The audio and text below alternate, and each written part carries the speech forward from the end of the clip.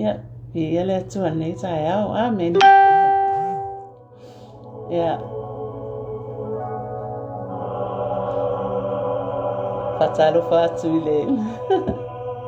Ia pasta mai, le whatasi mai. Soi fua manuia pasta vi ia le li.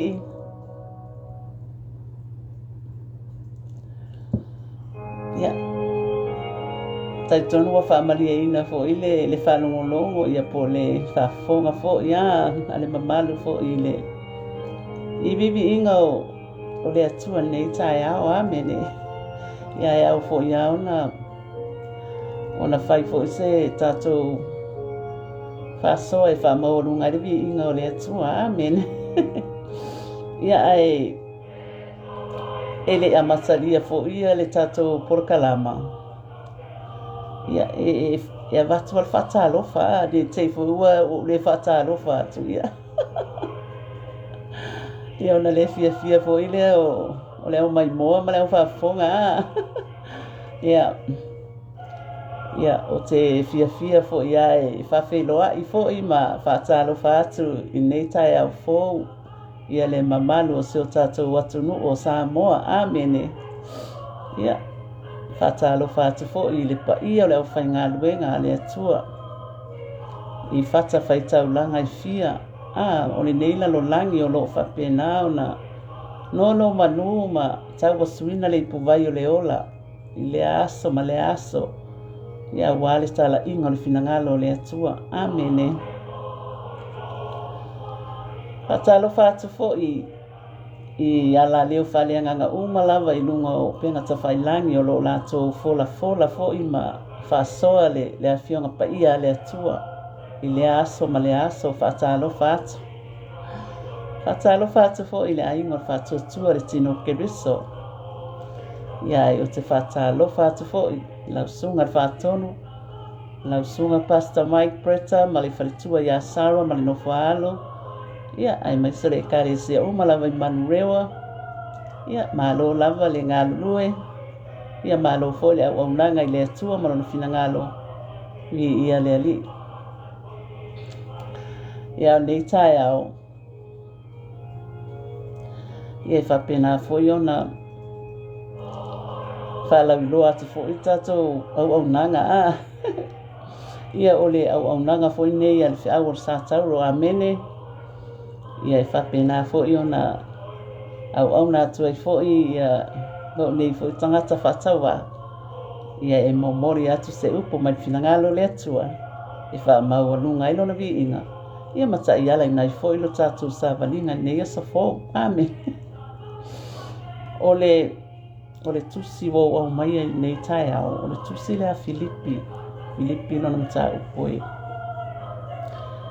wha au na whai upo ono.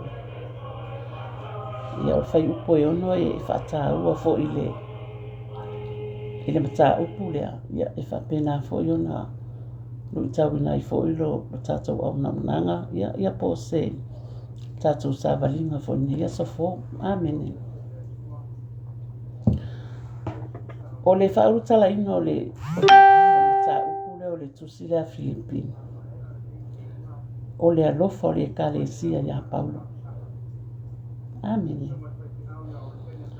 O le whai upo e ono whai mai. Aua ne ipopole o tō I se mea tas. A ia whailo atu o tō mana o I mea uma. I le atua, I le tatalo, ma le whātonga, a toa ma le whaftai. Amen. Ia le li. Mana tua fo I e tātou ta tonu fo o le tala I te tonu o le tuspa ia o whapena fo na lausila fia e au whaitau tuspa ia mai se o le au whaingaranga pa ia le atua o loro whapena o na lātou launga ina I fo I le masa upu nei o le tusi a le apostolo Paulo le ekalesia I Filipi. Amen. Ia Whatalo whats fo ia lua fulu. Moe mau whaftai whatasi mai uso vi ia le alii. Ai mana tua o Paulo. O le apostolo mu ese na tōwhia I le atua. O ia o le ipu filifilia le finangalo le atua I tala ilo na finangalo mu ese. Amen. Kawa fo o tātou fo mu ese ai ua. Tātou I tutomu le ainga o le atua o le toto o le Yesu le tātou li. Amen. O le naunau ta inga o le apostolo e pei ona whaitau atua I le mata upu lea. Ia tutu mau le whatuatua o le ekalesia I Filipi. Ia Yesu. Amen. O wawa mauti noa le apostolo le anga le leima le alofa o le atua I ala ilona alopele o le Yesu Kiriso. Amen. Whamai le apostolo. Whamai ia o tau oli I le ali. O te toi whai atu ia o tau oli I le ali. Ia I lolo o tau wanga manu e tangata uma ua lata mai le ali. Amene. Ole nau ta inga ma upu whalea I au o upu whamalosi. Na tautala tuaile apostolo. Ile ekalesia Filipi. Ina ia tutu mau pelo la tu whatuatua ia Yesu Keriso. Amene. E fia ia le apostolo leo. O Paulo ia Yesu. Ona na tōwhia o ia e Yesu Keriso. E whai ma apostolo ni ese o Paulo sa ingoa mo ia sau. O se tangata sa whapenao na sa wā I tangata pa ia o le atua. Amen.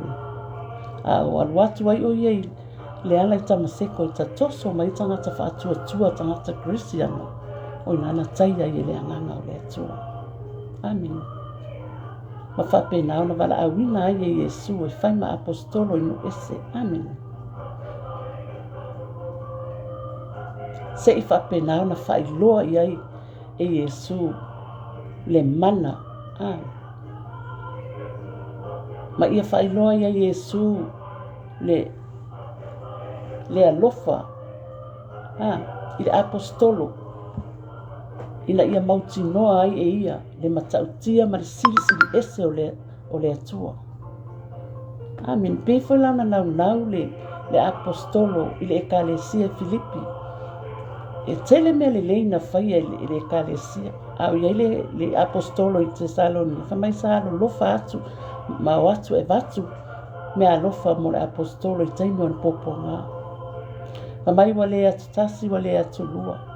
O lona winga, e le whaatasi whaalua au whaatele o nā lolofa le ekalesia le apostolo. Amen. Whai mai le apostolo. Wa ou I loa le mativa. Wa ou loa fo I le mauoa. A o loo atua, e wha atoa e ia o tau mea uma. E matiti vai o tau e tusa ma le whaula I o lona vi inga ia Keriso Yesu. Amen. O le whai upula lea e ono. Whapenao na whaatawa ina. E loo tangata. Fola ni tai au. Mai aua ne I popoli. O tau I se mea tas. A ia whaelo atu o tau manao I mea uma I le atua. I le tatalo ma le whaatonga ma le whaftai. O upu ia sa whapenao na whaamalosi atuai le apostolo le ekalesia Filipi. O upu le apostolo. Ai o upu fo ia. Lea o au maia e au ngā fo ia I tātou.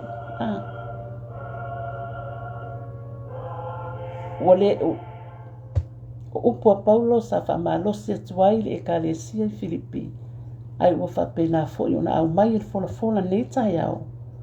E whaamalosi ai o tātou tangata whatuatua. O tātou tangata Kristiano, tangata le au pa ia ma le au Kristiano. O le a inga le whatuatua le tino Keriso. O e o mai mua mai, ma whaafonga ma nei tai au. O le upu o le atua e ola. O le upu o le atua e au ngā mo tātou. Amen. Whai mai ia tātou tatalo. Au mai la ia tātou le vai tauni ni. O le toi au ngāla. Wa le apostolo le wa. Le wa manuia fo le apostolo na lona whatuatua. Ma lona whapenao na tala inga le finangalo le atua. Au tātou la le vai tauni ni. E au ngala I ai le upu lea. Por whamalosi lea. Upu whala e au na whapenao na avatu le apostolo le ekalesia Filipi. E au ngā fo I mo I tātou. I le nei aso. I le tātou sāwarina. Ma le tātou iai I le nei lalolani. Amen. Ia tātou tatalo. Tātou talo le ase mana onga o ta oto I lo loto. O le ase mawhatianga o ia te oi o e whafonga mai nei tai au. O e mai mua mai. E le aise si tali o tātou whawhita au. Na o le atua lava. o ia e tali mai ai tātou le whamaoni manami o tonu. Ia tātou whātonga. Ia tātou whātonga i le atua. Ia whapenao na iaila na whamalolonga i o tātou tino. Amene, fōai mai a tātou ma whauwhaunga le lei o manatu le lei. O a mio le lei. Amene. O mea ia tātou te whātonga i le atua, ia ma tātou wola whawhtai i le atua i lea noa. Tātou whawhtai atu i le ali i le ola e whawawau. Whawhtai le whaolatanga, whawhtai lan whamalolonga, whawhtai mea ai o vai inu o tupe o lava lava, whawhtai whale o tātou nonofo ai, whawhtai ta avale o tātou maua. Whawhtai whanua o lau ele o tātou nonofo ai, whawhtai le timo o le la, whawhtai le tau, whawhtai le saviri o le sami, whawhtai whetua o le langi. Mea o mai e au na tātou whawhtai atua i le atua. Tātou te whawhtai e lea noa i asa oma, o na olona alofa malona anga le. Ia. O taritonu o le aua whaafonga mai fo ia. Le ainga o whatuatua le tino keriso, o e fo mai mua mai ma whaafonga mai ne tae au. Ia. Whapena au na whaatau wa ina e tātou le upo le atua. E pei ona nau le apostolo ma na upwale i au i le ekalesia Filipi. Ia. E whapena fo ona tātou maua. Pea le manuia ma le alofa tunoa le atua e ala i lana upo. Ina ia whapena ona lui tawina i peo le tātou ola au ona i le lii. Ma le tātou mafuta atu i le atua i le amoa. Ia tātou whasoana nei tai au. O le upo fwena le atua wa watu e whapena ona. Leo ina i fo i o tātou sawanina nei aso. Amen. Tonu o ainga, tonu o whalawhainga nuenga, no foanga fo i o le a ngai atua i fo nei aso. Ia e whapena ona ia le upo le atua i leo ina i o tātou tangata. Amen. Ia o le tala lava ma le upo le fola. Tātou sawa vali ma le atua. Tātou wō ma le atua. O lo whapena ona whamalu le mana o lo nganga pa ia i lunga ia i tātou. O le anganga pa ia o le tātou soso an sili. O ia lava na te whamanatu mai mea le lei uma mo i tātou. E ala i lo tātou whatuatua i lo nalo pele o Yesu. E ala i lo tātou whatuatua ia Yesu Keriso. Amen. Taula lo whatuatua ia Yesu Keriso manana ngā luenga mai a ea. Na whai nungo le Satauro. Pei fo ia ona o talanoa atu pea. O loo i lungo le Satauro ke Kristo le manuia o tātou. O tātou o tangata manuia. Tātou sa ili lalo le tafu le Satauro ke Kristo. Tātou te maua i manuia. Amine. Tu ulawa o tātou tangata whātau waa. Ia e whapena ona. Whaaliani maualuma. Le suafo Yesu Keriso. Ai whapena ona tuu au tātou tangata whatawa i lalo tafu e Satauro Keriso. O ina tātou te maua i le manuia o lo tātou ali. Ia, o se whasoa nā nei tai au. Manea so fōu. Ia. A ngā ia te fōi se au mga luenga tiu te mawhaiwa nei aso. Ia whaamanuia te tua tū. I le suafa manu malo o Yesu Keriso tātou li. Whatalo whātu i le sunga ia ulale. No foi toa. O le sunga foi whaia ongo le laumua. Whaftai maa futa mai. Whatalo whātu fōi a Jimmy, Brown, Williamo, whawhatai mā futa mai. Ia. O tātou whaasoana nei tai au. Ia manu te leinga nei aso le alofo le ali. Ia tamā. Ia wai u fo i le whaasoa lau whanau. Whaftai tele tamai lau upu. E whapena ona mai e. E lui tau inai fo i lo mātou ola whatua tua tamā ma ia whaamausa le ina ma ia mawaa. Lo mātou whatua tua ma lo mātou walo lofa ia lau o fio tamā. Tamā whaftai. Whaftai tamā iau whamanianga. Whaftai lau whamalolonga tamā. Whaftai le mana o ngana pa ia o whaftai tamai lau o fio le toto Yesu sau wina i mātou tamā. Tamā vi ia oe tamā vi ia lo suaf pa ia mare mamaru tamā e whamamau.